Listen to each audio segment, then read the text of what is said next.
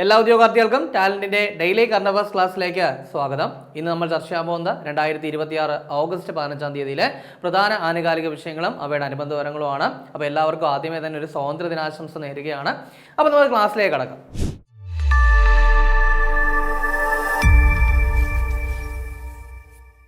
അപ്പോൾ ഇനി വരാനിരിക്കുന്ന പ്രധാനപ്പെട്ട ഒരുപാട് പരീക്ഷകളുണ്ടല്ലേ, അതായത് മെയിൻസ് ഒക്കെ ഉണ്ട്, കാര്യം പ്രിലിംസ് ഒക്കെ കഴിഞ്ഞിരിക്കുകയാണ്. അപ്പോൾ അതിന് വേണ്ടിയിട്ടൊക്കെ നമ്മൾ നോക്കുമ്പോൾ സിലബസിൽ ഒരു 10, 15, 20 എന്നിങ്ങനെ കറണ്ട് അഫയേഴ്സിൻ്റെ മാർക്ക് വളരെ പ്രധാനപ്പെട്ടതാണ്. ആ മാർക്ക് നേടിക്കഴിഞ്ഞാൽ തന്നെ നിങ്ങൾക്ക് നല്ലൊരു റാങ്കിലേക്ക് എത്താൻ പറ്റും. സോ അത്തരത്തിൽ കഴിഞ്ഞ ഒരു വർഷത്തെ പ്രധാനപ്പെട്ട കറണ്ട് അഫയേഴ്സ് ഫാക്റ്റുകളും അതിൻ്റെ അനുബന്ധ വിവരങ്ങളും ഒക്കെ ഉൾപ്പെടുത്തിക്കൊണ്ട് ടാലന്റ് ഏറ്റവും പുതിയ കറണ്ട് അഫയേഴ്സ് ബുക്ക് ഇപ്പോൾ പുറത്തിറക്കിയിട്ടുണ്ട്. നിങ്ങളുടെ ഇതിനടുത്തുള്ള ബുക്ക് സ്റ്റോളുകൾ, അതുപോലെ തന്നെ ആമസോൺ, ഫ്ലിപ്കാർട്ട് എന്നീ പ്ലാറ്റ്ഫോമുകൾ, ടാലന്റിൻ്റെ വെബ്സൈറ്റ് ആയിട്ടുള്ള veranza.talentgala.com ഇവയിലൊക്കെ തന്നെ ഈ ബുക്ക് പർച്ചേസ് ചെയ്യാൻ പറ്റുന്നതാണ്. ദെൻ അതല്ലെങ്കിൽ നിങ്ങൾ ഈ ഒരു 75 93 98 57 57 എന്ന് പറയുന്ന നമ്പറിൽ കോൺടാക്ട് ചെയ്താലും മതി, നിങ്ങൾക്ക് അതുവഴിയും പർച്ചേസ് ചെയ്യാവുന്നതാണ് കേട്ടോ. അപ്പോൾ നമുക്ക് ആദ്യം നോക്കാനുള്ളത് നമ്മുടെ സ്വാതന്ത്ര്യ ദിനമാണ്. വേറെ ഒന്നുമില്ല, നമുക്ക് എല്ലാവർക്കും അറിയാം എന്നുള്ള കാര്യമാണ് അല്ലേ. അതായത് നമുക്ക് 1947 സ്വാതന്ത്ര്യം കിട്ടിയത്. അപ്പോൾ അതിൻ്റെ അതിനോടനുബന്ധിച്ച് ഓരോ വർഷവും നമ്മൾ ആ ഓർമ്മ പുതുക്കാറുണ്ട്. അപ്പോൾ അത്തരത്തിൽ 2026 ഓഗസ്റ്റ് 15 നമ്മൾ ആചരിക്കുന്നത് ഇന്ത്യയുടെ 80ാമത് സ്വാതന്ത്ര്യ ദിനമാണ്. ഇന്ത്യയുടെ 80ാമത് സ്വാതന്ത്ര്യ ദിനമാണ് 2026 ഓഗസ്റ്റ് 15 നമ്മൾ ആചരിക്കുന്നത്. അതുപോലെ തന്നെ 79ാമത് വാർഷികം, ഇത് കൃത്യമായിട്ട് പഠിക്കുക. കാരണം ഇതിനു മുൻപ് പരീക്ഷയിൽ ചോദിച്ചിട്ടുണ്ട്. അതായത് 2025 അല്ലെങ്കിൽ 2026 ആഘോഷിച്ചത് അല്ലെങ്കിൽ ആചരിച്ചത് ഇന്ത്യയുടെ എത്രാമത്തെ സ്വാതന്ത്ര്യ ദിനമാണ് എന്നൊക്കെ ചോദിക്കാറുണ്ട്. സോ കൃത്യമായിട്ട് പഠിക്കുക, ഇന്ത്യയുടെ 80ാമത് സ്വാതന്ത്ര്യ ദിനമാണ് 2026 ഓഗസ്റ്റ് 15 ആചരിക്കുന്നത്. അതേപോലെ തന്നെ 79ാമത് വാർഷികമാണെന്നുള്ള കാര്യം കൂടി കൃത്യമായിട്ട് പഠിക്കുക. ഏറ്റവും പ്രധാനപ്പെട്ട ഒരു പ്രത്യേകത ഇത്തവണത്തെ സ്വാതന്ത്ര്യ ദിനത്തിനുണ്ട്. എന്താണെന്ന് ചോദിച്ചു കഴിഞ്ഞാൽ ഇത് ആദ്യമായിട്ട് ചെങ്കോട്ടയിൽ എന്ത് ചെയ്യുന്നു, വന്ദേ മാതരം ആലപിക്കാൻ പോവുകയാണ്. അതായത് ഇന്ത്യൻ നമ്മുടെ സ്വാതന്ത്ര്യ ദിനാഘോഷങ്ങൾ സാധാരണ ചെങ്കോട്ടയിൽ നടക്കുന്നുണ്ട്. അപ്പോൾ ഇതാദ്യമായിട്ട് ചെങ്കോട്ടയിൽ എന്ത് ചെയ്യുന്നുണ്ട്, സ്വാതന്ത്ര്യ ദിനത്തോടനുബന്ധിച്ച് വന്ദേ മാതരം ആലപിക്കുന്നു എന്നൊരു പ്രത്യേകത കൂടി 2026 സ്വാതന്ത്ര്യ ദിനത്തിനുണ്ട്. അതിനുള്ള കാരണമൊക്കെ നമ്മൾ ഓൾറെഡി ചർച്ച ചെയ്തതാണ് അല്ലേ. അതായത് നമ്മുടെ വന്ദേ മാതരത്തിന്റെ 150ാമത് വാർഷികമാണ് 2026. സോ അതിനോടനുബന്ധിച്ച് നമ്മുടെ റിപ്പബ്ലിക് ഡേ പരേഡിന്റെ തീമൊക്കെ വന്ദേ മാതരവുമായിട്ട് ബന്ധപ്പെട്ടതായിരുന്നു. അത് മാത്രമല്ല, വന്ദേ മാതരത്തിന് ഇപ്പോൾ ദേശീയ ഗാനത്തിനോടനുബന്ധിച്ചുള്ള ഒരു പ്രസക്തിയൊക്കെ നൽകി കഴിഞ്ഞു. അതുപോലെ തന്നെ വന്ദേ മാതരത്തെ അവഹേളിക്കുന്നത് ഒരു കുറ്റമായിട്ടൊക്കെ ഇപ്പോൾ നിയമമൊക്കെ വന്നിട്ടുണ്ട്. അപ്പോൾ അത്തരത്തിൽ വന്ദേ മാതരം ആദ്യമായിട്ട് ആലപിക്കുന്ന സ്വാതന്ത്ര്യദിന ചടങ്ങ് എന്ന് പറയുന്നത് 2026 എന്നൊരു കാര്യം കൂടി കൃത്യമായിട്ട് നിങ്ങളൊന്ന് പഠിച്ചു വയ്ക്കുക കേട്ടോ. അപ്പോൾ നമുക്ക് ആദ്യം നോക്കാനുള്ളത് ഒരു പുസ്തകവുമായിട്ട് ബന്ധപ്പെട്ടതാണ്. അതായത് ദി ഫസ്റ്റ് സീസൺ എന്ന് പറയുന്ന പുസ്തകത്തിന്റെ രചയിതാവ് ആരാണ്? അപ്പോൾ എന്താണ് ദി ഫസ്റ്റ് സീസൺ എന്ന് പറയുന്ന പുസ്തകത്തിന്റെ രചയിതാവ് ആരാണ്? അത് വീരൻ ഡി സിൽവയാണ് എന്തെന്ന് പറയുന്നത് ദി ഫസ്റ്റ് സീസൺ എന്ന് പറയുന്ന പുസ്തകത്തിന്റെ രചയിതാവ്. അപ്പോൾ ഇദ്ദേഹത്തെ പറ്റി പറയുവാണെങ്കിൽ നമ്മുടെ കേരള ബ്ലാസ്റ്റേഴ്സ് അറിയാമല്ലോ, ISL ക്ലബ്ബാണ്. അപ്പോൾ ഇന്ത്യൻ സൂപ്പർ ലീഗ് ക്ലബ്ബായിട്ടുള്ള കേരള ബ്ലാസ്റ്റേഴ്സിന്റെ ജനറൽ മാനേജർ ആയിരുന്നു അദ്ദേഹം, അതായത് ഫസ്റ്റ് സീസണിൽ. അപ്പോൾ 2014 ഈ പറയുന്ന ISL സ്റ്റാർട്ട് ചെയ്യുന്നത്. അപ്പോൾ ആ ഫസ്റ്റ് സീസണിൽ നമ്മുടെ കേരള ബ്ലാസ്റ്റേഴ്സിന്റെ ജനറൽ മാനേജർ ആയിരുന്ന വീരൻ ഡി സിൽവ, അദ്ദേഹത്തിന്റെ ആ ഒരു ഓർമ്മകളാണ് എന്ത് ചെയ്തിരിക്കുന്നത്, ഈ ഒരു ദി ഫസ്റ്റ് സീസൺ എന്ന് പറയുന്ന പുസ്തകത്തിൽ എഴുതിയിരിക്കുന്നത്. സോ അത് കൃത്യമായിട്ട് നിങ്ങളൊന്ന് ഓർത്തു വയ്ക്കുക. ഇനി അടുത്തത് ഒരു പദ്ധതിയുമായിട്ട് ബന്ധപ്പെട്ടാണ്. മേ ബി ഈ ഒരു പദ്ധതിയുടെ പേര് കാണുമ്പോൾ നിങ്ങൾക്കൊരു കൺഫ്യൂഷൻ ഉണ്ടാകാൻ ചാൻസ് ഉണ്ട്. കാര്യം നമ്മുടെ കേരളത്തിലുള്ളൊരു പദ്ധതിയാണ് എന്തെന്ന് പറയുന്നത് വിദ്യാവാഹിനി എന്ന് പറയുന്നത്. സോ ആ സിമിലർ നെയിമിൽ മറ്റൊരു സംസ്ഥാനം അല്ലെങ്കിൽ ഒരു കേന്ദ്രഭരണ പ്രദേശം എന്ത് ചെയ്തിരിക്കുന്നു, ഒരു പദ്ധതി കൊണ്ടുവന്നിരിക്കുന്നു. സോ നമ്മൾ അതിനെപ്പറ്റി ചർച്ച ചെയ്യുവാണ്. അതായത് അടുത്തിടെ 9ാം ക്ലാസ് വിദ്യാർത്ഥിനികൾക്കായിട്ട് വിദ്യാവാഹിനി പദ്ധതി ആരംഭിച്ച സർക്കാർ ഏതാണ്? അപ്പോൾ എന്താ പറഞ്ഞേ, 9ാം ക്ലാസ് വിദ്യാർത്ഥിനികൾക്കായിട്ട് വിദ്യാവാഹിനി എന്ന് പറയുന്ന പദ്ധതി ആരംഭിച്ച ഗവൺമെന്റ് ഏതാണ്? നമ്മുടെ ഡൽഹി ഗവൺമെന്റ് ആണ്. മേ ബി നിങ്ങൾക്ക് ക്വസ്റ്റ്യൻ എങ്ങാനും വരുവാണെങ്കിൽ സംസ്ഥാനമോ കേന്ദ്രഭരണ പ്രദേശം എന്നായിരിക്കും ക്വസ്റ്റ്യൻ വരിക. അപ്പോൾ നിങ്ങൾ കൃത്യമായിട്ട് പഠിക്കുക, വിദ്യാവാഹിനി എന്ന് പറയുന്ന ഒരു പദ്ധതി 9ാം ക്ലാസ് വിദ്യാർത്ഥിനികൾക്കായിട്ട് ഡൽഹി ഗവൺമെന്റ് ആരംഭിച്ചിരിക്കുന്നു. ഇനി എന്താണ് ഈ പദ്ധതി കൊണ്ട് ഉദ്ദേശിക്കുന്നത് എന്ന് ചോദിച്ചു കഴിഞ്ഞാൽ, ഈ 9ാം ക്ലാസ് വിദ്യാർത്ഥിനികൾക്ക് സൗജന്യമായിട്ട്, അതായത് സർക്കാർ സ്കൂളുകളിൽ പഠിക്കുന്ന 9ാം ക്ലാസ് വിദ്യാർത്ഥിനികൾക്ക് സൗജന്യമായിട്ട് സൈക്കിൾ നൽകുന്ന പദ്ധതിയാണ് ഏതെന്ന് പറയുന്നത് വിദ്യാവാഹിനി. കൃത്യമായിട്ട് പഠിക്കുക, വിദ്യാവാഹിനി പദ്ധതി, ഡൽഹി ഗവൺമെന്റ്, 9ാം ക്ലാസ് വിദ്യാർത്ഥിനികള് സൗജന്യമായിട്ട് സൈക്കിള്, ഇങ്ങനെ ഒന്ന് കണക്ട് ചെയ്ത് പഠിച്ചു വയ്ക്കുക, കിട്ടും. അപ്പൊ എന്തായാലും ഡൽഹി പറഞ്ഞത് കൊണ്ട് തന്നെ അവിടുത്തെ മുഖ്യമന്ത്രി നമുക്കറിയാം, ഇപ്പോൾ ഒരു വനിതയാണ്.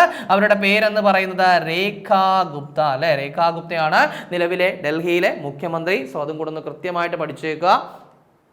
ഇനി നിങ്ങളെ ഞാൻ പരിചയപ്പെടുത്താൻ പോകുന്നത് നമ്മുടെ കേരള ഹൈക്കോർട്ട് അസിസ്റ്റന്റ് റാങ്ക് ഫയലിനെ പറ്റിയാണ്. നമുക്കറിയാം നമ്മുടെ PSCയുടെ പല എക്സാമുകളിൽ നിന്നും വളരെ വ്യത്യസ്തമായ ഒരു സിലബസ് ആണ് ഏത് ഹൈക്കോർട്ട് അസിസ്റ്റന്റ്, പ്രത്യേകിച്ച് ഇംഗ്ലീഷിനൊക്കെ നല്ല പ്രാധാന്യമുള്ളൊരു സിലബസ് ആണ്. അപ്പോൾ അതുകൊണ്ട് തന്നെ ഈ ഒരു എക്സാമിന് വേണ്ടി തയ്യാറെടുക്കുന്ന ഉദ്യോഗാർത്ഥികൾക്ക് വേണ്ടിയിട്ട് ടാലന്റ് സിലബസ് അടിസ്ഥാനമാക്കി മുൻവർഷ ചോദ്യങ്ങളൊക്കെ ഉൾപ്പെടുത്തിക്കൊണ്ട് ഒരു പുതിയ റാങ്ക് ഫയൽ പുറത്തിറക്കിയിട്ടുണ്ട്. അപ്പോൾ ഇത് നിങ്ങളുടെ വീടിനടുത്തുള്ള ബുക്ക് സ്റ്റോളുകളിലും അതുപോലെ തന്നെ ആമസോൺ, ഫ്ലിപ്കാർട്ട് എന്നീ പ്ലാറ്റ്ഫോമുകളിലും ടാലന്റിന്റെ വെബ്സൈറ്റ് ആയിട്ടുള്ള veranda.channelkela.com ലഭ്യമാണ്. അല്ലെങ്കിൽ നിങ്ങൾ 75 93 98 57 57 എന്ന് പറയുന്ന നമ്പറിൽ കോൺടാക്ട് ചെയ്താലും മതി. നിങ്ങൾക്ക് അതുവഴിയും പർച്ചേസ് ചെയ്യാം. അപ്പോൾ പർച്ചേസ് ചെയ്യുക, പഠിക്കുക. അത്യാവശ്യം നല്ല പ്രൊമോഷണൽ സാധ്യതകളൊക്കെ ഉള്ളൊരു പോസ്റ്റാണ് കേട്ടോ ഇത്. ഇനി അടുത്ത് നമുക്ക് നോക്കാനുള്ള പോയിന്റ് എന്ന് പറയുന്നത് നമ്മുടെ റെയിൽവേയുമായിട്ട് ബന്ധപ്പെട്ട ഒരു കാര്യം. അതായത് ഇന്ത്യയിലെ ആദ്യത്തെ സ്വകാര്യ ബ്രാൻഡഡ് പാസഞ്ചർ ട്രെയിൻ ഏതാണ്? അപ്പോൾ എന്താ പറഞ്ഞേ, ഇന്ത്യയിലെ ആദ്യത്തെ സ്വകാര്യ ബ്രാൻഡഡ് പാസഞ്ചർ ട്രെയിൻ, അതിന്റെ പേര് എന്തെന്നാണ്? അപ്പോൾ സ്പ്രൈറ്റ് തേജസ് എക്സ്പ്രസ്. അതായത് ഈ ഒരു ബ്രാൻഡിങ് നടന്നതിന് ശേഷം, ഈ ഒരു കരാർ നടന്നതിന് ശേഷം ആ ഒരു ട്രെയിനിന്റെ പേര് സ്പ്രൈറ്റ് തേജസ് എക്സ്പ്രസ് എന്നാണ്. ശരിക്കും പറഞ്ഞു കഴിഞ്ഞാൽ ലക്നൗ ഡൽഹി ഇതിനിടയിൽ സർവീസ് നടത്തുന്ന ട്രെയിൻ ആണെന്ന് പറയുന്നത് ഈ ഒരു തേജസ് എക്സ്പ്രസ്. അപ്പോൾ ഇപ്പോൾ സ്പ്രൈറ്റുമായി ഒരു കരാർ വന്നതിന് ശേഷം അതിന്റെ പേരിന് കുറച്ച് നാളത്തേക്ക് എന്തായിരിക്കും? സ്പ്രൈറ്റ് തേജസ് എക്സ്പ്രസ് എന്നായിരിക്കും. അതായത് ശരിക്കും പറഞ്ഞു കഴിഞ്ഞാൽ ഈ ഒരു ടിക്കറ്റ് വർധനവൊന്നും ഇല്ലാതെ തന്നെ പരസ്യ വരുമാനത്തിലൂടെ റെയിൽവേക്ക് കൂടുതൽ വരുമാനം എന്ത് ചെയ്യുക, കൊണ്ടുവരിക. ഇതാണ് ഈ ഒരു ബ്രാൻഡിങ്ങോട് ഉദ്ദേശിക്കുന്നത്. അപ്പോൾ ഈ ഒരു ഇത്രയും വലിയ പോപ്പുലർ ആയ ഒരു ബ്രാൻഡ് ഇങ്ങോട്ട് വരുമ്പോഴത്തേക്കും എന്ത് ചെയ്യുന്നു, അത്യാവശ്യം നല്ല രീതിയിലൊരു റവന്യൂ ഈ പറയുന്ന റെയിൽവേ ഡിപ്പാർട്ട്മെന്റിന് കിട്ടും. സോ അതിന്റെ ഭാഗമായിട്ടാണ് ഈ ബ്രാൻഡിംഗ് ഒക്കെ നടത്താറുള്ളത്. അപ്പോൾ അത്തരത്തിൽ ഇന്ത്യയിലെ ആദ്യത്തെ സ്വകാര്യ ബ്രാൻഡഡ് പാസഞ്ചർ ട്രെയിൻ ഏതാണെന്ന് ചോദിച്ചു കഴിഞ്ഞാൽ സ്പ്രൈറ്റ് തേജസ് എക്സ്പ്രസ് ആണെന്നുള്ള കാര്യം കൃത്യമായിട്ട് പഠിക്കുക. അതേപോലെ തന്നെ ലക്നൌവിനും ഡൽഹിക്കും ഇടയിലാണ് അത് സർവീസ് നടത്തുന്നുള്ള കാര്യം കൂടി ഓർത്തിരിക്കുക. ദെൻ നമ്മുടെ ഇതിന്റെ ഒരു നടത്തിപ്പ്, അതായത് ഈ ഒരു ട്രെയിനിന്റെ നടത്തിപ്പ് എന്ന് പറയുന്നത് IRCTC കേട്ടോ, IRCTC ആണ്. അതായത് Indian railway catering and tourism corporation. എന്താണ്? Indian railway catering and tourism corporation. അതാണ് IRCTC എന്ന് പറയാം. അപ്പൊ അവർക്കാണ് ഈ ഒരു ട്രെയിനിന്റെ നടത്തിപ്പ് എന്നുള്ളൊരു കാര്യം കൂടി നിങ്ങൾ ജസ്റ്റ് ഒന്ന് മനസ്സിലാക്കി വെച്ചേക്കുക. ഇനി അടുത്ത് നമുക്ക് നോക്കാനുള്ളത് പ്രധാനപ്പെട്ട ഒരു ബില്ലുമായിട്ട് ബന്ധപ്പെട്ട കാര്യമാണ്. അതായത് മൈൻസ് ആൻഡ് മിനറൽസ്, അതായത് ഡെവലപ്മെന്റ് ആൻഡ് റെഗുലേഷൻ ഭേദഗതി ബില്ല് ലോക്സഭയിൽ അവതരിപ്പിച്ചത് ആരാണ്? അപ്പോൾ മൈൻസ് ആൻഡ് മിനറൽസ് ഭേദഗതി ബില്ല് ലോക്സഭയിൽ അവതരിപ്പിച്ചത് എന്നാണ്, ആരെന്നല്ല എന്നാണ്. അപ്പോൾ അത് 2026 ഓഗസ്റ്റ് 10-നാണ്. ഇനി ആരാണ് അവതരിപ്പിച്ചതെന്ന് ചോദിച്ചു കഴിഞ്ഞാൽ എളുപ്പമാണ്, ജി കിഷൻ റെഡ്ഡി. ആരാണ്? ജി കിഷൻ റെഡ്ഡിയാണ് ബില്ല് അവതരിപ്പിച്ചത്. അപ്പോൾ ഈ ഒരു ബില്ല് അവതരിപ്പിച്ചത് ജി കിഷൻ റെഡ്ഡിയാണ്. അവതരിപ്പിച്ചത് 2026 ഓഗസ്റ്റ് 10-നാണ്. ലോക്സഭയിലാണ് ബില്ല് അവതരിപ്പിച്ചത്. ദെൻ ജി കിഷൻ റെഡ്ഡി കൈകാര്യം ചെയ്യുന്ന വകുപ്പുകൾ എന്ന് പറയുമ്പോൾ നമ്മുടെ കൽക്കരി ഖനന വകുപ്പുകളൊക്കെ കൈകാര്യം ചെയ്യുന്ന കേന്ദ്രമന്ത്രി, കേന്ദ്ര ക്യാബിനറ്റ് മന്ത്രിയാണ് ആരെന്ന് പറയുന്നത്? ജി കിഷൻ റെഡ്ഡി എന്ന് പറയുന്നത്. അപ്പോൾ അത് കൃത്യമായിട്ട് പഠിച്ചു വെച്ചേക്കെ. ജി കിഷൻ റെഡ്ഡിയാണ് ഈ പറയുന്ന മൈൻസ് ആൻഡ് മിനറൽസ് ഭേദഗതി ബില്ല് ലോക്സഭയിൽ അവതരിപ്പിച്ചത് ഏറ്റവും പറഞ്ഞു 2026 ഓഗസ്റ്റ് 10. ഇനി ഇത് എന്ത് ചെയ്തിരിക്കുന്നു? ലോക്സഭ പാസ്സാക്കി. എന്നാണെന്ന് ചോദിച്ചു കഴിഞ്ഞാൽ ഓഗസ്റ്റ് 12-ന്. അപ്പോൾ ഓഗസ്റ്റ് 12-ന് അത് ലോക്സഭ പാസ്സാക്കി. ഇനി ഓഗസ്റ്റ് 13-ന് എന്ത് ചെയ്തു? രാജ്യസഭയും പാസ്സാക്കി. സോ ലോക്സഭയും കടന്നു, രാജ്യസഭയും കടന്നു. ഇനി അത് നിയമമാണ്, കാര്യം രാഷ്ട്രപതി ഒപ്പുവെച്ചാൽ മാത്രം മതിയാവും. അപ്പോൾ ഈ ഒരു ബില്ല് എന്ത് ചെയ്തിരിക്കുന്നു? പ്രാബല്യത്തിൽ വന്നിരിക്കുകയാണ്. സോ ഈ ഒരു ബില്ല് പ്രാബല്യത്തിൽ വരുമ്പോൾ അതിലെ പ്രധാനപ്പെട്ട 2 കാര്യങ്ങൾ, ഒരു വ്യത്യാസമുണ്ട്. ശരിക്കും നമ്മൾ പറഞ്ഞ നമ്മുടെ കേരളത്തെയൊക്കെ അഫക്ട് ചെയ്യുന്ന കാര്യങ്ങൾ എന്ത് ചെയ്യുന്നുണ്ട്? ഈ ബില്ലിൽ പറയുന്നുണ്ട്. അതായത് ഈ പറയുന്ന നമ്മുടെ കേരളത്തിന്റെ കുറച്ച് പ്രകൃതിദത്ത അപൂർവ ധാതുക്കളുണ്ട്. അപ്പോൾ ഈ അപൂർവ ധാതുക്കളുടെ നിയന്ത്രണം ഇനി പൂർണ്ണമായിട്ടും ആർക്കായിരിക്കും?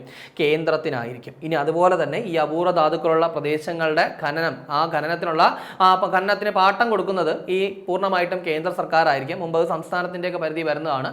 അപ്പോൾ ഇനി മുതൽ ഇങ്ങനെയുള്ള കാര്യങ്ങളൊക്കെ കേന്ദ്രത്തിന്റെ നിയന്ത്രണത്തിലായിരിക്കും എന്നുള്ള കാര്യം കൂടി എന്ത് ചെയ്യുന്നുണ്ട്? ഈ ബില്ലിൽ വ്യവസ്ഥ ചെയ്യുന്നുണ്ട് കേട്ടോ. ഇനി മറ്റൊരു പ്രധാനപ്പെട്ട ബില്ലാണ്, നമ്മൾ നോട്ട് ചെയ്ത് വെക്കേണ്ട കാര്യമാണ്. കാര്യം നമുക്കറിയാം ഓൾറെഡി തന്നെ നമ്മുടെ 2024 ടൈമിലൊക്കെ എന്ത് ചെയ്തു? നമ്മുടെ കേരള സർക്കാർ നമ്മുടെ നിയമസഭയിൽ പാസ്സാക്കി വിട്ടൊരു കാര്യമാണ്. അതായത് കേരളത്തിന്റെ പേര് മീൻസ് കേരള എന്നാണ് നമ്മുടെ ഭരണഘടനാപരമായുള്ള സ്ഥാപനങ്ങളിലെല്ലാം തന്നെ കേരള എന്നുള്ളതാണ്.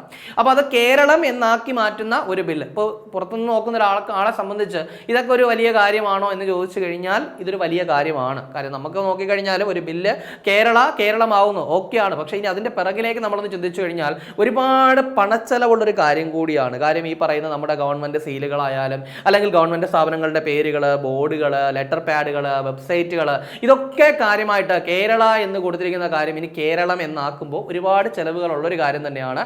സോ നമ്മളിവിടെ നോക്കാൻ പോകുന്ന ഇതാണ്, കേരള എന്നതിന് പകരം കേരളം എന്ന് മാറ്റാനായിട്ട് വ്യവസ്ഥ ചെയ്യുന്ന ബില്ലിന് എന്ത് ചെയ്തിരിക്കുന്നു? രാജ്യസഭ അംഗീകാരം നൽകിയിരിക്കുന്നു.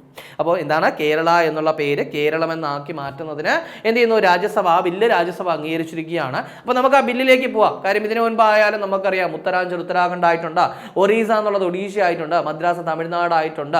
സോ ഇങ്ങനെ ഒരുപാട് സംസ്ഥാനങ്ങളുടെ പേരുകളൊക്കെ ആയാലും മാറിയിട്ടുണ്ട്, നമുക്കറിയാം. അപ്പോൾ അതുപോലെ തന്നെ കേരള എന്നുള്ളത് കേരളമാകുന്നു. ഈ ഒരു ബില്ല് അവതരിപ്പിച്ചത് 2026 ഓഗസ്റ്റ് മാസം 10 തീയതി. ഇനി ഇവിടെ നിന്ന് അങ്ങോട്ട് എളുപ്പമാണ്. കാര്യം 11 തീയതി ലോക്സഭയിൽ ഇത് അംഗീകരിച്ചു, ദെൻ 12 തീയതി എന്ത് ചെയ്തു, രാജ്യസഭയിലും ഇത് പാസ്സാക്കി. 10 അവതരിപ്പിച്ചു, 11 ലോക്സഭ പാസ്സായി, 12 രാജ്യസഭയിലും പാസ്സായി. ഇനി ആരാണ് ഈ ബില്ല് അവതരിപ്പിച്ചതെന്ന് ചോദിച്ചു കഴിഞ്ഞാൽ അത് നിത്യാനന്ദ റോയ്. ആരാണ്? നിത്യാനന്ദ റോയ് ആണ് കേട്ടോ, പഠിച്ചു വെക്കേണ്ട പേരാണ്.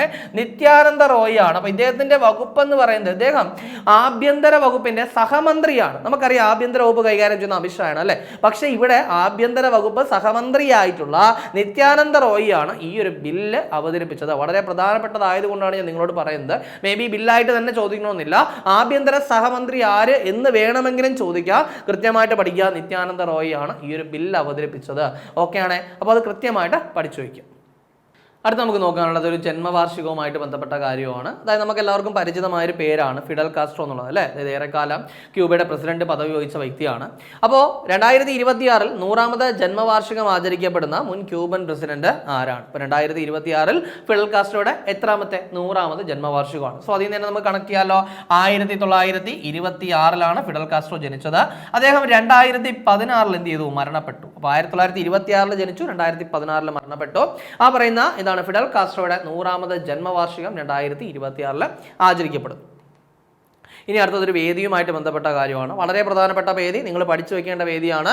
അതായത് പ്രഥമ ഫിഫ ആസിയാൻ കപ്പിന്റെ വേദി. അതായത് ആസിയാൻ രാജ്യങ്ങൾക്ക് വേണ്ടിയിട്ട് നടത്തുന്ന ഫുട്ബോൾ ടൂർണമെന്റ് ഫിഫയുടെ നേതൃത്വത്തിൽ എന്ത് ചെയ്യുന്നു, 2026 നടക്കുകയാണ്.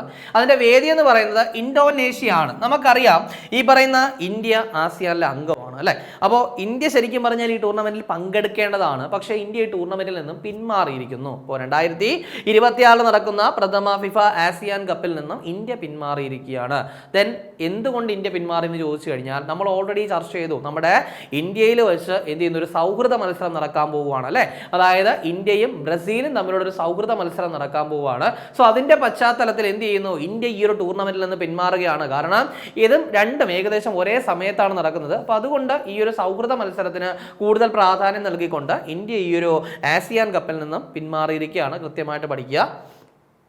ഇനി നിങ്ങളെ ഞാൻ പരിചയപ്പെടുത്തുന്നത് നമ്മുടെ ലാബ് അസിസ്റ്റന്റ് റാങ്ക് ഫെയിലാണ്. അപ്പോൾ നിങ്ങൾക്കറിയാം ലാബ് അസിസ്റ്റന്റ് സിലബസ് എന്ന് പറയുന്നത് പൊതുവേ സയൻസ് സബ്ജക്റ്റുകൾക്ക് അത്യാവശ്യം പ്രാധാന്യമുള്ളൊരു സിലബസ് ആണ്. സോ ആ സിലബസ് അടിസ്ഥാനമാക്കിയിട്ട് മുൻവർഷ ചോദ്യങ്ങളൊക്കെ ഉൾപ്പെടുത്തിയാണ് ടാലന്റ് ഏറ്റവും പുതിയ junior lab assistant rank file പുറത്തിറക്കിയിട്ടുള്ളത്. അപ്പോൾ ഇത് നിങ്ങളുടെ പിന്നടുത്തുള്ള ബുക്ക് സ്റ്റോളുകളിലും അതുപോലെ തന്നെ ആമസോൺ, ഫ്ലിപ്കാർട്ട് എന്നീ പ്ലാറ്റ്ഫോമുകളിലും ടാലന്റിന്റെ വെബ്സൈറ്റ് ആയിട്ടുള്ള veranza.talnkala.com ലഭ്യമാണ്. ഇനി നിങ്ങൾ അതല്ല എങ്കിൽ 75 93 98 57 57 എന്ന് പറയുന്ന നമ്പറിൽ കോൺടാക്ട് ചെയ്യുക.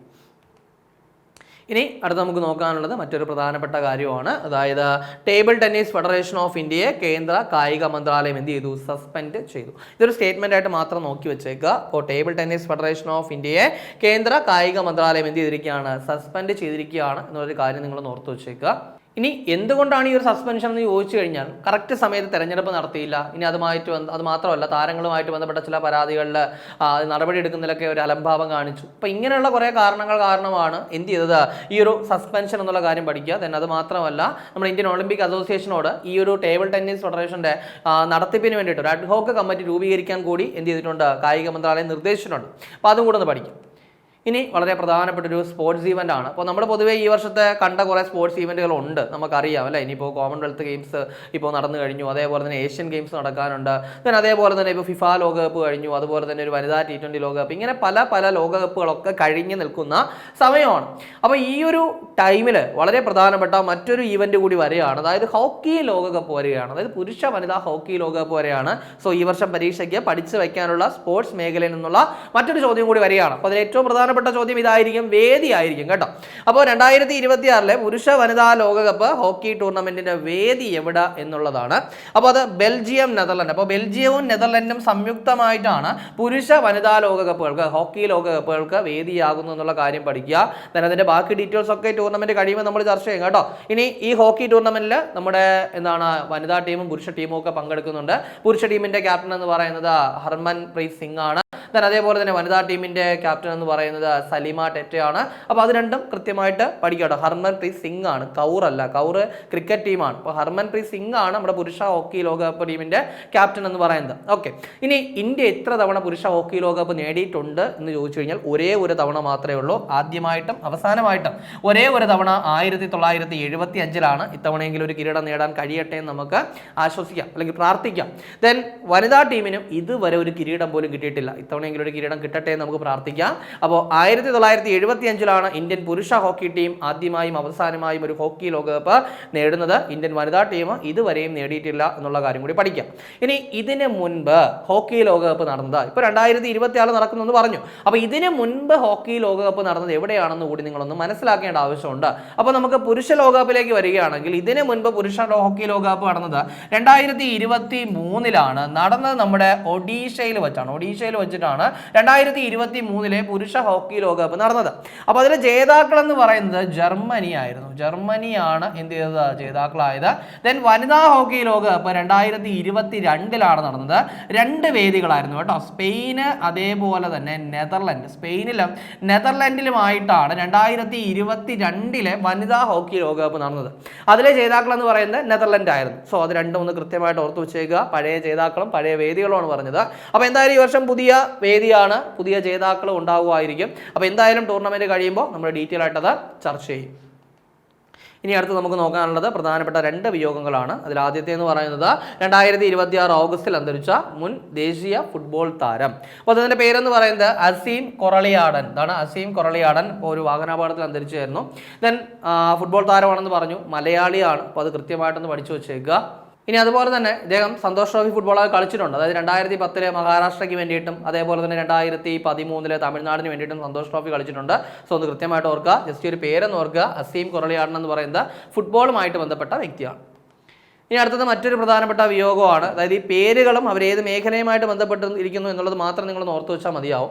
അപ്പോൾ 2026 ഓഗസ്റ്റിൽ അന്തരിച്ച മുൻ പ്യൂർട്ടോറിക്കൻ ബോക്സിംഗ് താരം ആരാണ്? അദ്ദേഹത്തിൻ്റെ പേരെന്ന് പറയുന്നത് പ്രിച്ചാർഡ് കോളൻ. എന്താണ് പ്രിച്ചാർഡ് കോളൻ എന്നാണ്. ശരിക്കും പറഞ്ഞു കഴിഞ്ഞാൽ വളരെ കുറച്ച് കാലം, വലിയ ഏജ് ഒന്നുമില്ല, വളരെ കുറേ കാലം കൊണ്ട് എന്താണ് ഇദ്ദേഹം ഈ ഒരു കോമ സ്റ്റേജ് പോലെയൊക്കെയാണ്. കാര്യം ഇദ്ദേഹം വളരെ വിവാദപരമായ ഒരു മത്സരത്തിൽ പരിക്കേറ്റതിനെ തുടർന്ന് ഇദ്ദേഹം ചികിത്സയിലായിരുന്നു.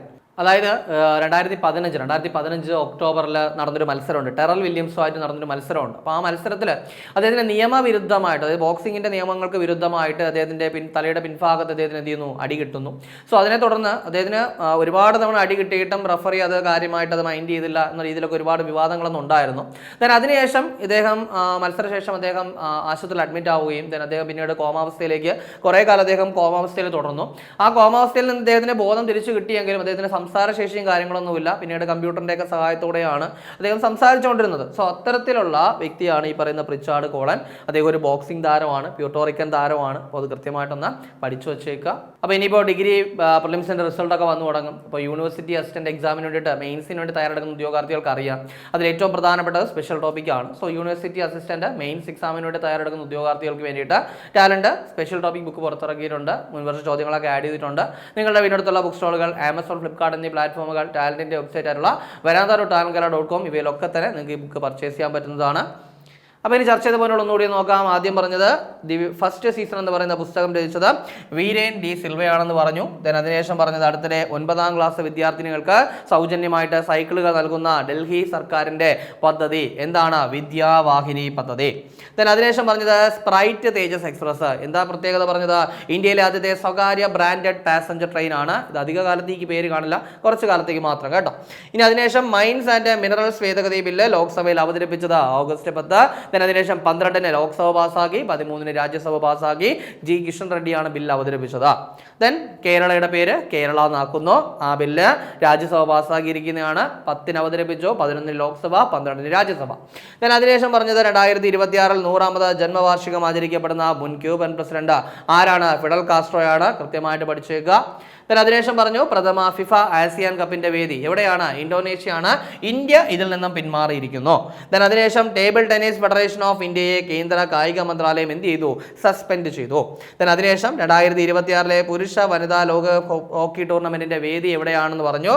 ബെൽജിയം, നെതർലൻഡ് 2 പേര് സംയുക്തമായിട്ട് ഇത് ഹോസ്റ്റ് ചെയ്യുകയാണ്. then അതിനുശേഷം 2 വിയോഗങ്ങൾ പറഞ്ഞു. ഒന്നൊരു ഫുട്ബോൾ താരമാണ്, ഒരു ഇന്ത്യൻ ഫുട്ബോൾ താരമാണ്, പേര് അസീം കൊറളിയാടൻ. then അടുത്തതൊരു പ്യൂർട്ടോറിക്കൻ ബോക്സിംഗ് താരമാണ്, ഇതിന്റെ പേരെന്ന് പറയുന്നത് പ്രിച്ചാർഡ് കോളൻ എന്നാണ്. സോ അത് കൃത്യമായിട്ട് പഠിച്ചേക്കുക. ഇനി നമ്മുടെ ഏറ്റവും പുതിയ LGS റാങ്ക് ഫെയിൽ ഇപ്പോൾ മാർക്കെല്ലാം അവൈലബിൾ ആണ്. നിങ്ങൾക്കറിയാം ഈ വർഷം അവസാനത്തോടുകൂടി എന്തായാലും വേരിയസ് LGSന്റെ നോട്ടിഫിക്കേഷൻ വരും. അപ്പോൾ അതിനൊക്കെ വേണ്ടി തയ്യാറെടുക്കുന്ന ഉദ്യോഗാർത്ഥികൾക്ക് ഏറ്റവും യൂസ്ഫുൾ ആയിട്ടുള്ള രീതിയിൽ സിലബസ് അടിസ്ഥാനമാക്കി മുൻവർഷ ചോദ്യങ്ങളൊക്കെ ഉൾപ്പെടുത്തിയാണ് ഈ ഒരു വേരിയസ് LGS റാങ്ക് ഫെയിൽ തയ്യാറാക്കിയിരിക്കുന്നത്. നിങ്ങളുടെ വീടിനടുത്തുള്ള ബുക്ക് സ്റ്റോളുകൾ, ആമസോൺ, ഫ്ലിപ്കാർട്ട് എന്നീ പ്ലാറ്റ്ഫോമുകൾ, ടാലന്റിന്റെ വെബ്സൈറ്റ് ആയിട്ടുള്ള veranda.talentgala.com ഇവരൊക്കെ തന്നെ ഈ പുസ്തകം ലഭ്യമാണ്. ഇനി അതല്ല എങ്കിൽ 75 93 98 57 57 എന്ന് പറയുന്ന നമ്പറിൽ കോൺടാക്ട് ചെയ്താലും പർച്ചേസ് ചെയ്യാം. ഇനി കഴിഞ്ഞ ക്ലാസ്സുമായി ബന്ധപ്പെട്ട 2 ചോദ്യങ്ങൾ നൽകുകയാണ്. അതിന്റെ ഉത്തരം കൂടി കമന്റ് ചെയ്യുക. ആദ്യത്തെ ചോദ്യം, 2026 ഓഗസ്റ്റിൽ ഉന്നത വിദ്യാഭ്യാസ സെക്രട്ടറി ആയിട്ട് നിയമിതയായത് ആരെന്നാണ് ചോദ്യം.